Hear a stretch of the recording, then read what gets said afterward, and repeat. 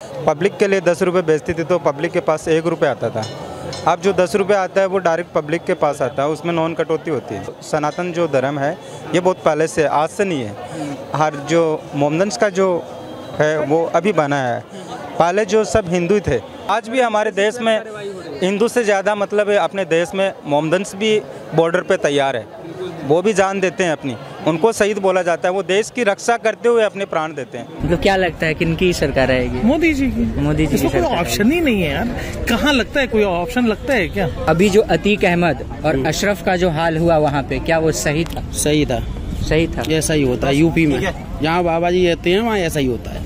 मोदी सरकार आने के बाद में ये बेनिफिट है कि जो भी गवर्नमेंट से सहायता मिलती है वो डायरेक्ट आम पब्लिक तक पहुंच जाती है। पहुंच रही है। काम हुए मतलब। हाँ, लेकिन पहले क्या होता था कि जो मतलब गवर्नमेंट अगर पब्लिक के लिए 10 रुपये बेचती थी तो पब्लिक के पास 1 रुपये आता था। अब जो 10 रुपये आता है वो डायरेक्ट पब्लिक के पास आता है, उसमें नॉन कटौती होती है, उसमें कोई कटौती नहीं होती। हिंदू राष्ट्र की मांग उठ रही है सर। हाँ, हिंदू राष्ट्र तो होना चाहिए, पहले भी था, आगे भी होना चाहिए और रहेगा। नहीं, अपने यहाँ जो इंडिया के अंदर क्या है, अपना जो सनातन जो धर्म है ये बहुत पहले से, आज से नहीं है। हर जो मोमडन्स का जो है वो अभी बना है। पहले जो सब हिंदू थे, सब पहले हिंदू थे और उसके बाद में ये एक बंटवारा किया गया था। ये मतलब पब्लिक को अलग करने का, एक जात पात अलग डालने के लिए उसको अलग, मतलब उसका बहुमत को तोड़वाया गया था। बल्कि इंसान ये नहीं होता है कि मतलब मोमडन से कोई अलग होता है, वो भी हिंदू की तरह ही माँ के गर्भ से पैदा होता है। देखो, मोदी सरकार आने के बाद में क्या है कि हर पब्लिक के अंदर एक ऐसी लालसा होने लग गई कि आने वाले समय में भी मोदी रहे। नहीं, महंगाई है तो महंगाई के अकॉर्डिंग मजदूरी भी तो आपने, मतलब मजदूरी जो बढ़ेगी तो उसके हिसाब से महंगाई भी तो बढ़ेगी ना। कोई ज़माना था 100 रुपये में लोग घर खर्चा चलाया करते थे। आज मजदूरी कम से कम 1000 रुपये मान के चल रहे हैं, तो 20-25 हज़ार रुपये तो घर खर्चा लगेगा ना भाई। जो 3000 रुपये महीने का टाइम था उसमें 3000 रुपये घर खर्चा लग जाता था, उसमें कुछ बचत नहीं होती थी। आज अगर पब्लिक 30,000 रुपये कमा के 20,000 रुपये खर्च करके अगर 10,000 रुपये अपनी बचत के भविष्य के लिए रख रही है, तो ये है ना कि मोदी सरकार पहले गुजरात से मुख्यमंत्री थे, उसी टाइम से मतलब मोमडन्स के खिलाफ थे वो। तो अब वहाँ पे कुछ मोमडन्स को उन्होंने कटवाया था, ऐसी कुछ हमने भी सुनी थी, प्रत्यक्ष में देखा नहीं था। लेकिन अब मोमडन्स को उनसे घृणा होने लग गई। तो वो लोग हम लोगों के प्रति मतलब बंटवारा करना चाहते हैं। बल्कि मोदी सरकार अच्छा कर रही है, बहुत ही अच्छा कर रही है। बहुत अच्छा। आगे भी आएगी?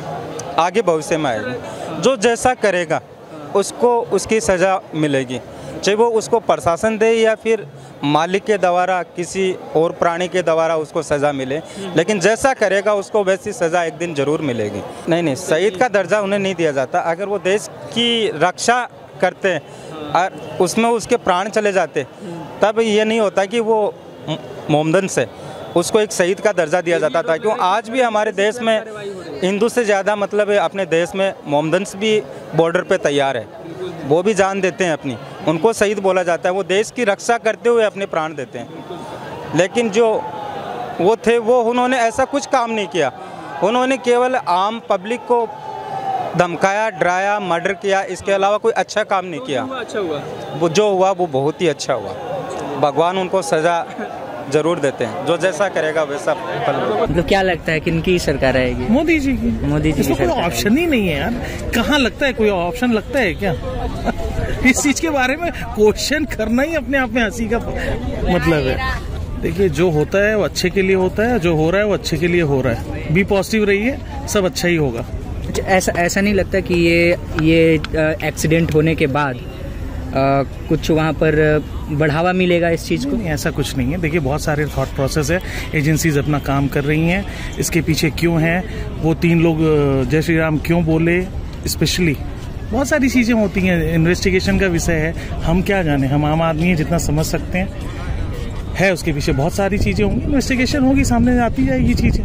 दूध का दूध, पानी का पानी। देखिए, झूठ और सच बहुत एक के 2 पहलू। सच्चाई सामने आती है, देर से ही आए, वो आती रहेगी।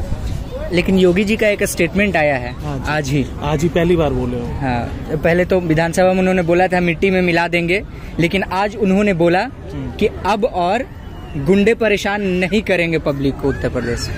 हाँ, नज़ीर पेश होती है, उसके बाद चीज़ें सुधरती रहती हैं।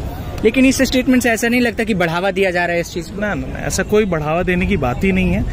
टिट फॉर टैट जो समय के साथ योगी जी का चेहरा आना चाहिए। क्यों, मोदी जी गायब होने वाले हैं? नहीं, गायब नहीं, हमारे मोदी जी तो जाएंगे ही, उनकी जगह योगी जी बैठेंगे ना।